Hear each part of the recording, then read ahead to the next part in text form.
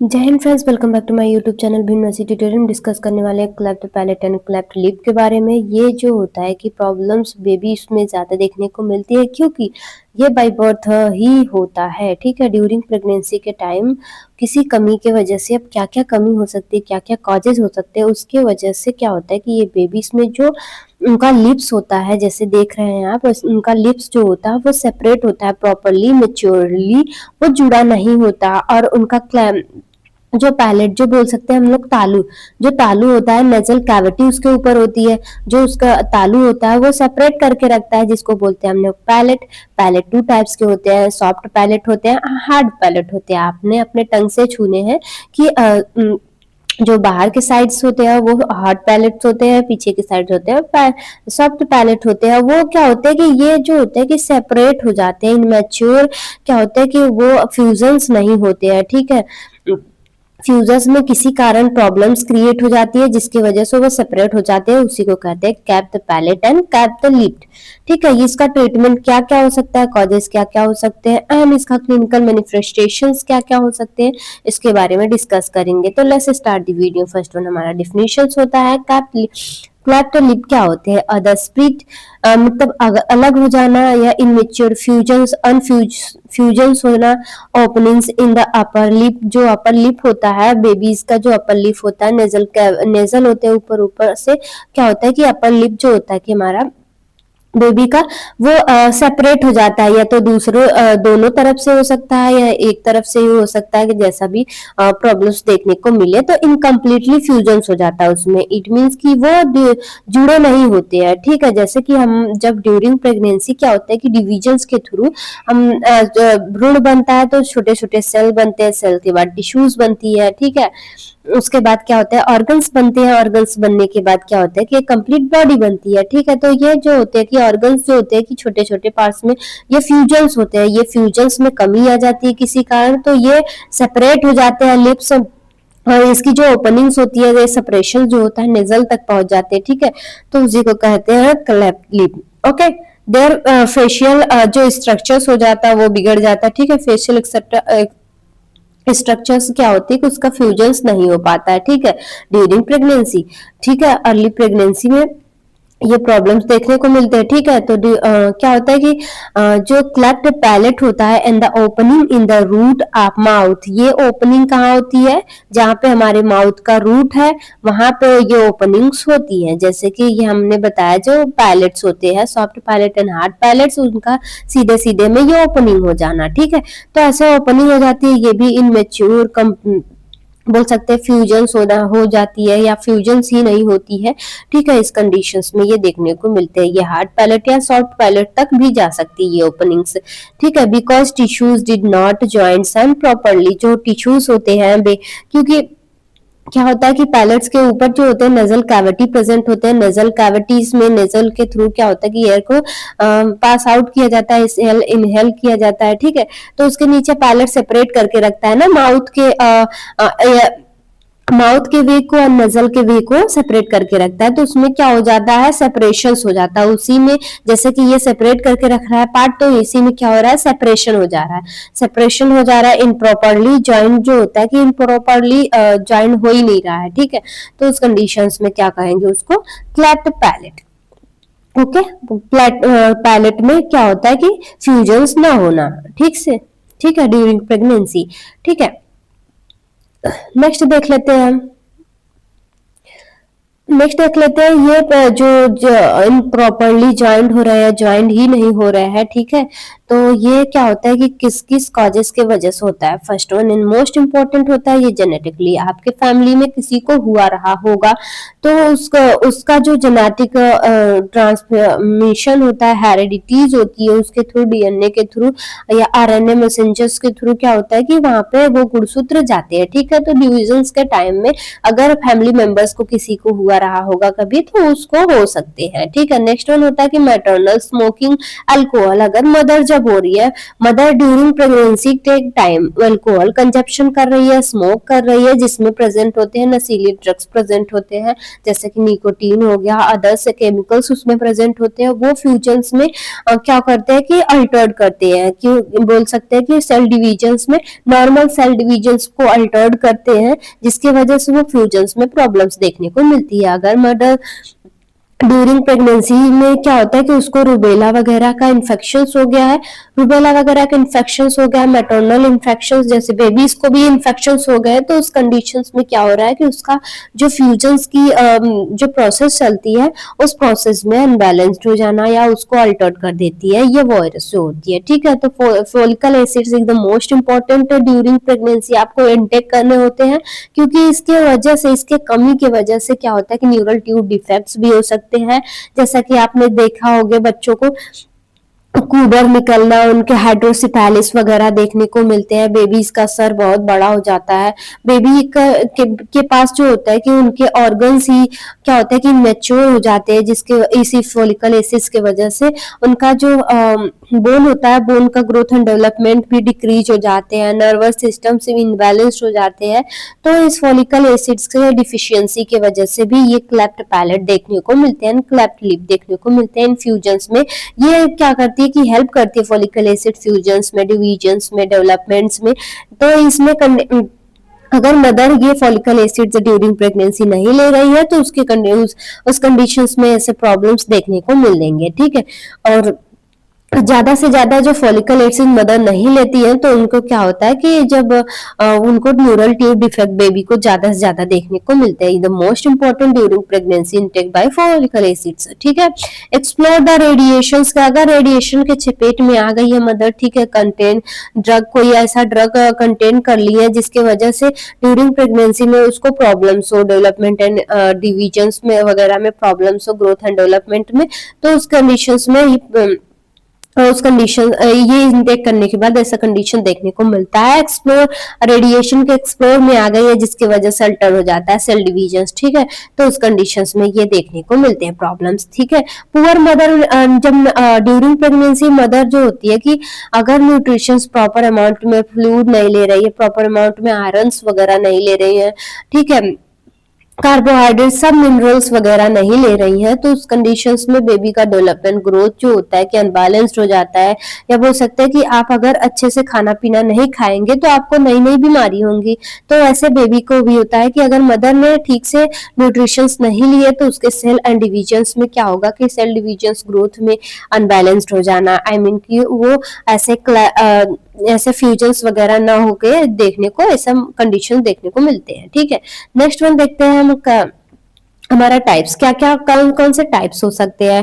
ठीक है, तो अलग होता है लिप, जो क्लेफ्ट लिप होते हैं उसके टाइप्स देखेंगे, क्लेफ्ट पैलेट के अलग टाइप्स देखेंगे। फर्स्ट वन होता है कि unilateral cleft lip. Unilateral cleft lip मतलब एक साइड जो होता है कि नेजल कैविटी से और लिप से लेके क्या होता है कि अनसेपरेशन, इट मींस की सेपरेशन हो जाना, आई मीन की वो सेपरेट हो जाते हैं, जैसे कि इस पिक्चर्स में हमने दिखाया गया है। बाइलेटरल क्लेफ्ट पैलेट मतलब कि दोनों तरफ से क्या होता है कि सेपरेशन हो जाना, नेजल कैविटी से लेके, ठीक है, ये पैलेट में नहीं होगा, लिप में बस होगा, नेजल कैविटी से लेके लिप में जो सेपरेशन दोनों तरफ से, दोनों नेजल्स में सेपरेशन देखने को मिलते हैं। ठीक है, और ये complete cleft lip, complete cleft lip में क्या होता है कि कंप्लीटली ये ऊपर से जो टिश्यूज वगैरह होते हैं वो सेपरेट होते हैं, लेकिन इसमें क्या होता है कंप्लीटली में उसके टीथ जो होते हैं, टीथ के जो गम्स होते हैं वो भी सेपरेट हो जाते हैं, नेजल कैविटी तक जो होता है कि टीथ के जो गम्स वगैरह होते हैं, ठीक है, वो भी सेपरेट देखने को मिलते हैं। ठीक है, और इनकम्प्लीटली में क्या होगा कि जो होगा कि हमारा जो लिप्स होगा, लिप्स से नेजल तक वो ओपनिंग देखने को मिलेगी। नेक्स्ट वन होता है कि हमारा क्लेफ्ट पैलेट। क्लेफ्ट पैलेट में क्या होगा कि जैसे ये नॉर्मल देख रहे हैं हमारा क्लेफ्ट पैलेट ऐसे होता है। ठीक है, क्लेफ्ट में सॉफ्ट पैलेट। सॉफ्ट पैलेट में क्या होगा कि जैसे कि ये देखिए हार्ड पैलेट अपर साइड होता है एंड सॉफ्ट पैलेट पीछे के साइड होता है, तो पीछे के साइड में सेपरेशन देखने को मिलेंगी।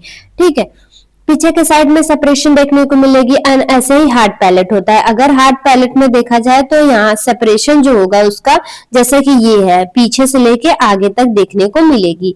ठीक है, ये पैलेट। ठीक है, completely cleft palate, soft palate and hard palate दोनों देखने को मिलती है, ठीक है, जैसे कि हमने बताया। एंड जैसे कि ऐसा भी हो सकता है कि लेटरल लेफ्ट साइड भी हो सकता है यहाँ से यहाँ तक, और राइट साइड भी हो सकता है, ऐसा भी कंडीशन देखने को मिलते हैं। जैसे कि ये है, अगर बोल सकते हैं कि ये हमारा पैलेट हो गया, 4 भाग में डिवाइड कर लिए, यहाँ पे हार्ड पैलेट हो गया, यहाँ पे सॉफ्ट पैलेट हो गया। लेटरल साइड भी ऐसे भी ये पैलेट्स हो सकते हैं, ऐसे यहाँ पे राइट साइड भी पैलेट्स यहाँ से यहाँ निकल सकते हैं राइट साइड पर, लेफ्ट साइड भी पैलेट्स ये हो सकते हैं, एंड दोनों साइड भी पैलेट्स हो सकते हैं, ठीक है, ऐसे भी पैलेट्स हो सकते हैं, ठीक है। और नेक्स्ट होता है कि सब म्यूकोजल क्लेफ्ट पैलेट। सब म्यूकोजल क्लेफ्ट पैलेट में क्या होता है कि जो सेपरेशन होती है, सब म्यूकोजा तक क्या होता है कि लेयर तक क्या होता है, सेपरेशन हो जाते हैं, जैसे कि ये है पूरा सेपरेशन हो जाता है। ओके, नेक्स्ट वन देखते हैं हमारे क्लिनिकल मैनिफेस्टेशंस की तरफ, ठीक है। क्या क्या प्रॉब्लम्स देखने को मिलता है ऐसे बेबी डिलीवर हो गए तो? फीडिंग में डिफिकल्टी होगी, ठीक है, जब बेबी सक बोल सकते हैं कि जब फ्लूइड को सक करना चाहेगा, ठीक है, तो वो नेजल कैविटी तक ओपनिंग है, फिर क्लेफ्ट पैलेट में भी ओपनिंग है, जिसकी वजह से नेजल कैविटी में जाने का डर रहेगा, बच्चा फॉल करने का डर रहेगा, अगर ट्रैकिया में चला गया तो और भी स्प्रिल कर जाएगा बेबी, तो ऐसे में कंडीशंस में बहुत डिफिकल्टी होती है। इसके लिए क्या होता है कि एक अलग निपल्स वगैरह आते हैं, बच्चे को मिल्क या बोल सकते हैं एनजी ट्यूब का यूज किया जाता है, ठीक है। नजल रेगुलेटेशंस ऑफ मिल्क, जो नजल में मतलब रेगुलेटेशंस मिल्क होगा, ठीक है, वापस आ जाएंगे, ठीक है, बेबी सक नहीं कर पाएगा अच्छे से, और बगल से क्या होगा कि जो जैसे कि ये बेबी पी रहा है, ठीक है, मिल्क कंजप्शन कर रहा है, मीन सकिंग कर रहा है, तो बगल से ये मिल्क निकल आएगा, जहां से भी ओपनिंग रहेगी अदर ओपनिंग में चली जाएगी, ठीक है। नेक्स्ट वन होता है पुअर वेटिंग गेन। बेबी जो होता है कि अगर अच्छे से मिल्क उसे सकिंग नहीं किया है, पिया नहीं है, तो क्या होता है कि उसका वेट जो होता है कि गेन नहीं होता है, ठीक है। स्पीच प्रॉब्लम्स होगी अगर ऐसे ही रहा, ठीक है, लंबे समय तो वो बोल नहीं सकता है, ठीक है, स्पीच में प्रॉब्लम्स देखने को मिलेंगी। फ्रिक्वेंट ईयर इन्फेक्शंस देखने को मिलेगा। अब ईयर इन्फेक्शन में जैसे ओटाइटिस मीडिया हो गई, तो क्या होता है कि इसमें कि मिडल ईयर में इन्फेक्शंस हो जाते हैं, ठीक है। अब ऐसे क्यों होगा? क्योंकि ये जो होता है कि अगर बेबी जो होता है कि माउथ के कॉर्नर से जो लिप्स होते हैं, लिप्स के कॉर्नर से यहाँ से क्लैप्ट वगैरह जैसे यहाँ पे प्रेजेंट हो गया, तो ये मिल्क जो होगा कि यहाँ से स्प्रेड कर जाएगा बाहर की तरफ, वो डायरेक्ट जाएगा हमारे ईयर्स में, ठीक है। ईयर्स में थोड़ा भी बहुत चला गया तो वहाँ पे इन्फेक्शन इन्फ्लेमेशन देखने को मिल सकते हैं। डेंटल प्रॉब्लम्स देखने को मिलेगा, उसका टीथ सेपरेट रहेगा तो उसका क्या होगा कि पूरा गम्स में प्रॉब्लम्स देखने को मिलेंगे, जो उसके टीथ्स होंगे वो बहुत सेपरेशंस में देखने को मिलेंगे, ठीक है। नेक्स्ट वन होगा कि इसमें ऐसा देखने को मिल रहा है बेबी को, तो हम क्या क्या डायग्नोज करेंगे? तो फर्स्ट वन, हम बर्थ के बाद फिजिकल एग्जामिनेशंस करेंगे, हिस्ट्री कलेक्शन करेंगे कि किसी पेरेंट्स को तो नहीं हुआ, ये जेनेटिकली है कि नहीं जेनेटिकली है, एंड कोई सिंड्रोम्स वगैरह मदर ड्यूरिंग प्रेगनेंसी तो नहीं हुआ, ये सब चेक करेंगे। अल्ट्रासाउंड करेंगे ड्यूरिंग प्रेगनेंसी में, अगर हमें प्रिवेंशन करना है कि बेबी को ऐसा कुछ ना हो, ठीक है, हमें किसी को हुआ है तो हमारे बेबी को ना हो, ठीक है। अल्ट्रासाउंड में ये चेक करेंगे कि फ्यूजन्स अच्छे से हुआ है कि नहीं हुआ है, ठीक है। Next one, assessment bye paediatrician, जो होते हैं कि जो बच्चे के डॉक्टर्स होते हैं, सर्जन्स होते हैं, ठीक है, उनके पास क्या होता है कि अगर बेबी डिलीवर्स हो गया है तो वो क्या करते हैं कि उनके पास लेके जाएगा, वो असेस करते हैं उनको, क्या होता है कि जो पैलेट्स होते हैं, ठीक है, उसको क्या करते हैं कि वो उसको फ्यूज करने का काम करते हैं आर्टिफिशियली। अब कैसे करते हैं? तो वहां पे क्या होता है कि ग्रो मास्क लगा के क्या होता है कि उसको रिपेयर किया जाता है। ओके, ट्रीटमेंट में क्या करेंगे? ट्रीटमेंट में फर्स्ट वन, इसका मोस्ट इंपॉर्टेंट ट्रीटमेंट, ये मेडिकेशन से नहीं ठीक होने वाले हैं, तो मोस्ट इंपॉर्टेंट इसका ट्रीटमेंट, बेबी डिलीवर हो गया है तो उसका सर्जरी होगा। सर्जरी कब होगा? तो जब बेबी 3 से 6 मंथ तक हो जाएगा, उसका एज जो होगा वो 3 से 6 मंथ होगा, उसका रिस्पायरेशन एकदम अच्छा होगा, ठीक है, वाइटल साइन एकदम परफेक्ट होगा, और जो होगा कि एज रूल जो होता है कि वो 10 वीक में एंड 10 क्या होता है कि ये कंडीशन देखने को मिलती है, 10 दिन तक क्या ये सर्जरी या रिपेयरमेंट चलते हैं, ठीक है। और क्या होता है कि जब बेबी जो होता है कि उसका वेट जो होता है कि 10 पाउंड होना चाहिए, एचपी लेवल जो होता है कि 10 जी पर डीएल होना चाहिए, ग्राम पर डीएल, ठीक है। और क्लैप्ट लिप का और वो था कि मेजरमेंट था कि इतना होना चाहिए तभी सर्जरी होगी वहाँ पे, जैसे क्लेफ्ट लिफ्ट हो गया ऐसे। तो यहाँ पे क्या करेंगे, जो सेपरेशंस है वहाँ पे क्या करेंगे, उसको रिपेयर करेंगे, दूसरे मांस को लगा के वहाँ पे रिपेयर कर सकते हैं या तो उसको जोड़ सकते हैं, ठीक है। तो जैसा कंडीशंस होगा वैसे बेबी का क्या होगा, सर्जरी होती है। क्लेफ्ट पैलेट में क्या करेंगे कि ये भी रिपेयर्ड करेंगे, ठीक है। उसका वाइटल साइन अच्छा होना चाहिए, 90-80 मंथ तक। ये क्या होता है कि ये बेबी जो होता है कि 9 से 18 मंथ तक होना चाहिए कम्प्लीटली, ये एज कंप्लीट कर ले, ठीक है। बिफोर स्पीच डेवलप्ड, जब स्पीच डेवलप्ड के पहले ही ये सर्जरी होती है, ठीक है। इसका प्रॉपर अमाउंट में क्या होना चाहिए, एचबी लेवल्स होना चाहिए, फ्लू हीमोग्लोबिन जैसे कि, ठीक है, वो भी प्रॉपर वाइटल साइन होने चाहिए, प्रॉपर न्यूट्रिशंस बेबी को मिले और ठीक ठाक उसका जो वेट होना चाहिए, ठीक है। क्योंकि क्या होता है कि रिपेयरमेंट में क्या होता है कि बहुत सारे कॉम्प्लिकेशन देखने को मिलते हैं, ब्लडिंग वगैरह होती है, तो बेबी क्या होता है कि और भी कॉम्प्लिकेशन देखने को मिल सकते हैं, ठीक है। इसीलिए प्रॉपर होना चाहिए, ठीक है। एडिशनल प्रोसीजर्स में क्या करेंगे, तो स्पीच थेरेपी देंगे अगर बेबी का वो सर्जरी वगैरह हो गया है, ठीक है। तो उसको क्या करेंगे, सिखाने के लिए, आई मीन कि उसको ट्रेड करने के लिए स्पीच थेरेपी देंगे कि ताकि वो अच्छे से बोल सके, ठीक है। डेंटल डोंटिक केयर कराएंगे, ठीक है, कि उसका जो उसका टीथ है वो क्या होता है कि वो केयर के थ्रू, ठीक है, कि उसमें जैसे क्या करते हैं कि अगर बहुत ज्यादा सेपरेट सेपरेट उसका टीथ है तो उसको रिपेयर कराना, उसको क्लीन कराना, एवरीथिंग आप डेंटल का वर्क कराएंगे, ठीक है। अर्ली ट्यूब्स, ईयर ट्यूब्स का इन्फेक्शंस वगैरह हो गया है तो उसको रिपेयर करना, ईयर ट्यूब्स वगैरह लगा के, ठीक है, उसको रिपेयर वगैरह करना, उसको चेक करते रहना कि इन्फेक्शंस वगैरह ना हो। और नेपल्स वगैरह, उसके लिए भी नेपल्स वगैरह अच्छे से आते हैं तो वो नेपल्स वगैरह का यूज किया जाए जो जो उनके लायक बना है, ठीक है। नर्सिंग केयर में क्या करेंगे, शॉर्ट नोट्स में आप लिख सकते हैं इसको। नर्सिंग केयर में प्रॉपर एजुकेट करेंगे, प्रिपेयर करेंगे कि बेबी को सर्जरी होने वाली है, ठीक है। उसके लिए सर्जरी के लिए हम प्रिपेयर करेंगे, ओके। मेंटेन करेंगे उस बेबी का न्यूट्रिशन, स्पीच जैसे कि स्पेशली बॉटल जो होता है कि फीडिंग बॉटल उसको प्रोवाइड किया जाएगा। प्रिवेंट बाय रिस्पायरेटरी इन्फेक्शंस जो वगैरह है उसको प्रिवेंट करना होता है। मेंटेनिंग हाइजीन्स, माउथ का जो हाइजीन्स होगा, जैसे कि उसका सर्जरी वगैरह हो गया है, ठीक है, तो उसका हाइजीन्स वगैरह एकदम मेंटेन करके रखना है ताकि दूसरा इन्फेक्शंस वगैरह नेजल कैविटीज में या माउथ कैविटीज में ना हो। And post operative type, pre operative में, पोस्ट ऑपरेटिव में क्या करेंगे कि पोस्ट इन्फेक्ट बैक साइड जो होता है कि उसमें क्या करेंगे, प्रोटेक्ट सर्जरी साइड्स, जो सर्जरी हुई है वहां के साइड को प्रोटेक्ट करना होता है, ठीक है। नेक्स्ट वन एल्बो और जो स्टेन होता है, ठीक है, उसका यूज करेंगे। प्रोटेक्ट सर्जरी साइड जैसे कि वो मूवमेंट ना करे, ठीक है, उस रिस्टेन का यूज करेंगे कि इमोबिलाइज्ड हो तब, तब तक थोड़ा सा घाव सूख ना जाए, ठीक है। क्लियर, उसको क्लीन वगैरह हाइजीन वगैरह मेंटेन करके रखना है। Clear surgery line to saline जो वगैरह निकल रहा है, ठीक है, उसको क्लीन करके रखना है। फीडिंग केयरफुल्ली, उसको केयरफुल्ली फीडिंग करना है। स्पून, कफ एंड सक्शनिंग के थ्रू क्या करना है कि बेबी को अक्सर सक्शनिंग के थ्रू क्या करना है, उसको क्लीन भी करना है और केयरफुल्ली फीडिंग करानी है, ठीक है। और पेन मैनेजमेंट करेंगे कि बेबी को पेन वगैरह हो रहा है तो पेन किलर्स वगैरह जो भी होता है कि मेडिकेशंस का यूज करके उसका पेन मैनेज करेंगे। एंड मॉनिटरिंग, इन्फेक्शंस वगैरह नहीं हो रहा है उसको ऑपरेशन के बाद ये मॉनिटर करेंगे। ये ऑपरेशन से पहले क्या होता है कि प्रिपेयर करेंगे बेबीज को, ओके।